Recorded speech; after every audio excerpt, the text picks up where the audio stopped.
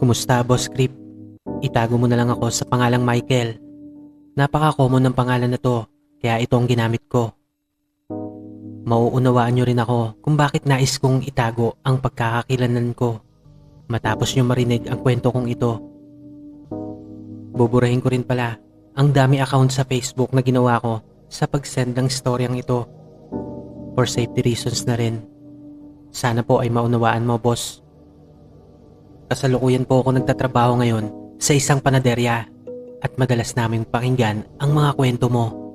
Kaya't naisipan ko na rin na magpasa sa iyo ng kwento gamit ang Facebook. Ang karanasan kong ito ay nangyari sa isang bayan sa Quezon. Taga doon po kasi talaga ako. Doon na ako halos lumaki. Ngunit napilitan akong umalis sa lugar na yon dahil sa nangyari sa amin ng pinsan ko. Itago na lang natin siya sa pangalang Janjan. Oo, Boss Creep, may hindi po kaming magandang reputasyon sa bayan namin. Sadyang pasaway po kaming dalawa ni Janjan. Mas matanda siya sa akin, kaya lagi niya akong naiimpluwensyahan na gumawa ng kung ano-anong bagay, lalo na pagdating sa kalokohan. Aaminin ko, boss, teenager pa lang kami ay natuto na kaming magnakaw. Nagumpisa kami sa palengke hanggang sa kung saan-saan na, sa mga tindahan. Minsan pa nga nakita ko siya nandukot. Hindi ko alam kung paano niya ginawa yon, pero namangha talaga ako nang madukutan niya ang isang ale na hindi man lamang napapansin na kinukuha niya na ang pitaka nito mula sa bag nun. Nag-aaral naman kami pareho, pero sadyang pasaway talaga si Janjan. Kapag kumikita naman siya, ay hinahatian niya ako, kaya parang gusto ko na rin yung ginagawa namin. Noong mga panahon na yon, ay nasa 15 anyos na ako. Nasa tamang pag-iisip na ako noon, alam ko yun. Kaso malakas talaga ang karisma ni Janjan. Hindi ako makatakas sa masamang impluwensya niya. Ilang taong pang nagpatuloy ang mga ganong gawain namin, boss. Hanggang sumapit ang isang pangyayari sa buhay namin na sadyang nagdala ng kilabot at takot sa aming dalawa. Isang gabi habang nagiinuman kami ni Janjan, ay may ikinuwento siya sa akin. May pinaplano itong nakawan. Sa karatig bayan ay may isang malaking bahay at mayaman daw ang nakatira doon. Madalas daw ay walang tao at papasukin daw namin ang bahay na yun. Nung una ay todo ang tanggi ko, boss, kasi kinakabahan ako. Baka mahuli kami ng mga pulis. Ngunit di naglaon ay nakumbinsi niya na naman ako. Kasi nakalatag na yung plano niya at nakita ko kayang-kaya namin gawin. Lumipas ang ilang linggo. Nagpabalik-balik kami sa bahay na yon. Pinagmasdan namin at nagmatsyag kami kung ano-ano ba ang mga daily routine na nangyayari doon. Mataas ang bakuran noon, Boss Creep. At sa likod ng bahay ay may ilog. Ang ilog na yon ay katabi mismo ng pader ng bahay. Isa yon sa gagamitin naming escape route. Sumapit na nga ang oras na pinlano namin kung kailan namin papasukin ang bahay na yon. Kabadong-kabado talaga ako ng mga oras na yon. Ngunit sa tuwing naiisip ko kung ano yung makukuha namin sa loob ng bahay, ay ginaganahan na lang din ako. Magaling talaga ang pinsan ko si Janjan. Dahil nabuksan niya agad ang pintuan sa likod. Nagtataka ako kasi may mga aso doon. Pero bakit hindi nagising ang mga yon? Nang tinanong ko siya kung paano niya ginawa ang mga bagay na yon, isang nakakalokong ngiti na lang ang isinukli niya sa akin. Doon kami pumasok, boss, sa likod ng bahay, sa may kusina. Tagumpay niyang nabuksan ang pinto noon. Hinalugog namin ang buong salas, ngunit halos wala naman kami makuha. Kaya't nagpasya na kaming akyatin ng mga kwarto. Una naming pinasok ang pinakamaliit. Tagumpay niya nabuksan yon at sinabi niya sa akin na doon lamang ako sa pinto at magmatsyag habang siya naman ay naghahalongkat sa loob. Tila wala namang tao sa bahay na yon, kaya't nabawasan ang kabog ng dibdib ko Ilang saglit pa ang lumipas ay nakangiti ng tinapik-tapik ako ni Janjan. Nakita ko na hawak niya ang isang box na maliit. Unti-unti niyang binuksan yun at nakita ko ang kinang sa kanyang mga mata. Dahil ang laman ng box na yon ay mga alahas at may konting pera. Tuwang-tuwa ako ng mga oras na yon, pero at the same time kinakabahan talaga.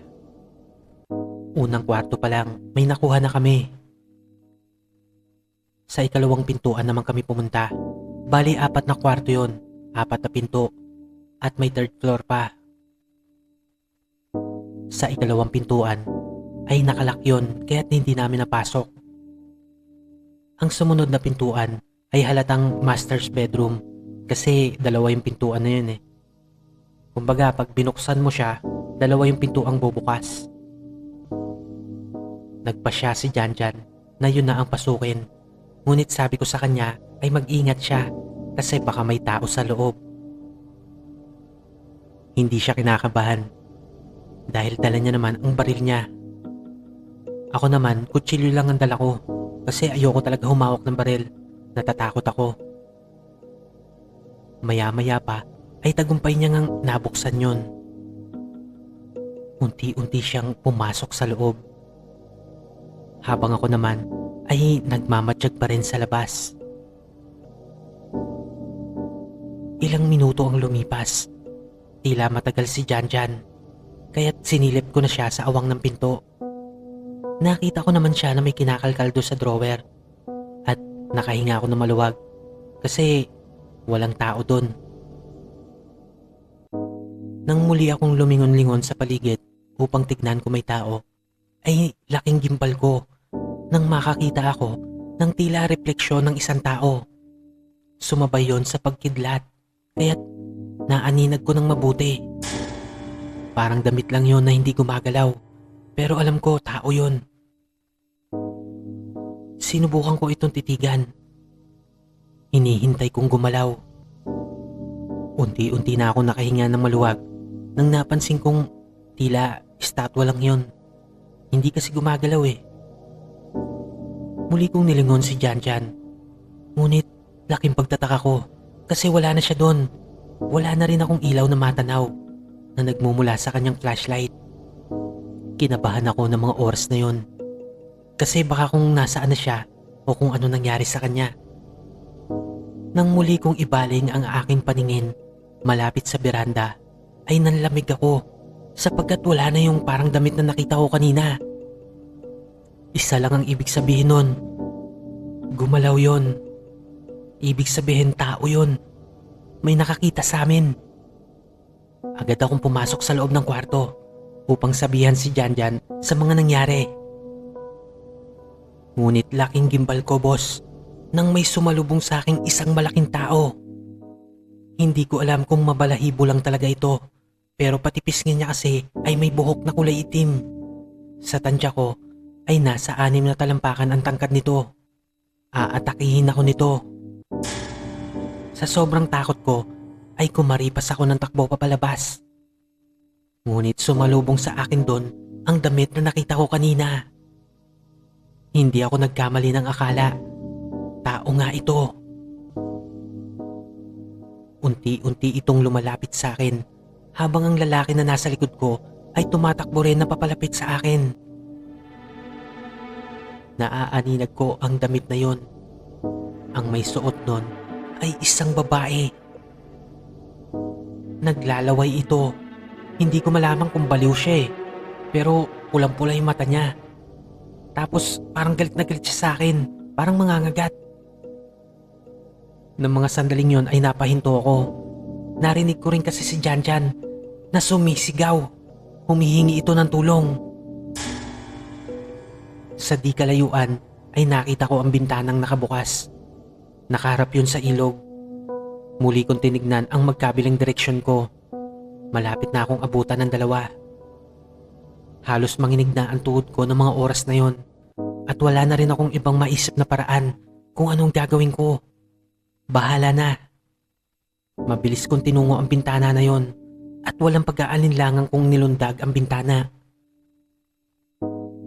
Feeling ko action star ako ng mga oras na yon, pero at the same time kabadong kabado talaga.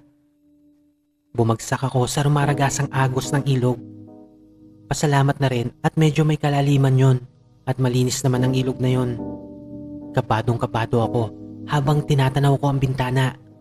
Unti-unti akong lumalayo sa bahay na yon habang nakatitig sa akin ng masama ang dalawang nilalang na yon. Hindi ko alam kung anong klaseng nilalang sila, Boss Creep, pero parang mga aswang talaga. Nang gabi ngang yon, hindi ako umuwi ng bahay.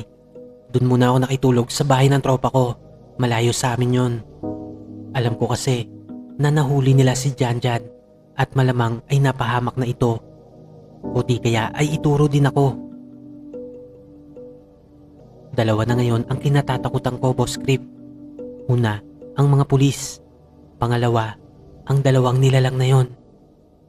Agad kong pinatawagan ng isa kong pinsan para madalhan ako ng gamit at kumustahin na rin kung ano nangyari doon sa amin. Kinukumusta ko rin kung nandun ba si Janjan. Laking pagtataka ko nang nagkwento ang pinsan ko na andun na raw si Janjan sa bahay nila. Nagtaka naman ako kung bakit nandun yon. Tinanong ko pa nga kung may nangyari bang masama. Ayos lang naman daw si Janjan, pero napansin nilang hindi ito nagsasalita. Napaisip ako kung ano nangyari sa kanya. Hindi pa rin ako umuwi ng bahay. Dala na rin ng takot. Ilang araw pa ay nabalitaan ko sa pinsang ko. Si Janjan daw. Tumatawa at umiiyak na mag-isa. Madalas daw itong may nakikitang kung ano-ano at parang takot na takot. Minsan naman ay tumatawa mag-isa na parang nabaliw na talaga. Sobrang kinilabutan ako nang mabalitaan ko yon, Boss Creep. Kaya't nagpasya na akong lumuwas ng Maynila. Wala man akong kamag-anak dito, ay mas pinili ko ng makipagsapalaran kesa naman matulad sa sinapit ni Janjan. Ilang taon pa nang mabalitaan kong tuluyan nang nawala si Janjan. Hindi raw nila ito makita o mahanap. Hindi nila matukoy kung patay o buhay pa ito. At ang balitang yon ay lalong nakadagdag ng kabog sa dibdib ko. Hanggang ngayon, boss, ay panaka-naka pa rin akong pinabangungot sa mga pangyayaring yon. Takot na takot pa rin akong umuwi sa probinsya namin. Ang mga pangyayaring yon ay talagang masasabi kong nagpabago sa buhay ko. Sa kabilang banda ay nagpapasalamat ako dahil isa ito sa nagtulak sa akin para magbagong buhay. Maraming salamat, Boss Creep, sa pagpansin sa kwento ko. Michael.